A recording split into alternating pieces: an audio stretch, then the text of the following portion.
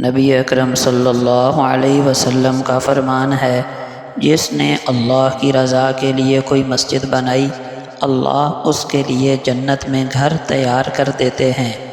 آپ صلی اللہ علیہ وسلم نے فرمایا، جو شخص میری سنت سے منہ موڑے اس کا مجھ سے کوئی تعلق نہیں۔ آپ صلی اللہ علیہ وسلم کا فرمان ہے، اسلام کی بنیاد 5 چیزوں پر ہے۔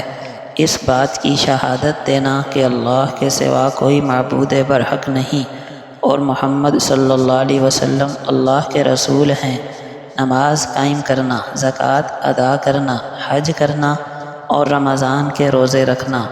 نبی اکرم صلی اللہ علیہ وسلم کا پاک فرمان ہے، کسی بندے کے قدم روز قیامت ہل نہ سکیں گے جب تک کہ وہ 4 سوالوں کے جواب نہ دے لے۔ اس کی عمر کے بارے میں کہ اسے کہاں گزارا، اس کے جسم کے بارے میں کہ اسے کہاں استعمال کیا، اس کے مال کے بارے میں کہ کہاں سے کمایا اور کہاں خرچ کیا، اس کے علم کے بارے میں کہ اس کے مطابق کہاں تک عمل کیا۔ نبی اکرم صلی اللہ علیہ وسلم کا ارشاد ہے، قیامت کے دن سب سے پہلے بندے سے نماز کا حساب لیا جائے گا۔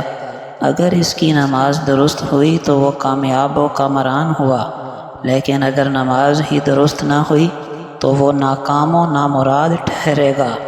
نبی اکرم صلی اللہ علیہ وسلم کا فرمان ہے، اگر آدم کے بیٹے کے پاس 2 وادیاں مال سے بھری ہوئی ہوں تو وہ تیسری کی خواہش کرے گا۔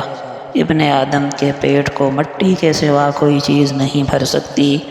نبی اکرم صلی اللہ علیہ وسلم کا فرمان ہے، تمہارا کیا خیال ہے اگر ایک شخص کے دروازے پر نہر ہو جس میں وہ روزانہ 5 مرتبہ غسل کرتا ہو، کیا اس کے بدن پر کچھ میل کچیل رہ جائے گا؟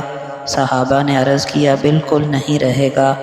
آپ صلی اللہ علیہ وسلم نے فرمایا، 5 نمازوں کی مثال ایسی ہی ہے، اللہ تعالیٰ ان کے ذریعے گناہوں کا میل کچیل مٹا دیتے ہیں۔ نبی اکرم صلی اللہ علیہ وسلم کا فرمان ہے، اللہ تعالیٰ جس کسی کے ساتھ بھلائی کا ارادہ فرماتے ہیں اسے دین کی سمجھ عطا فرما دیتے ہیں۔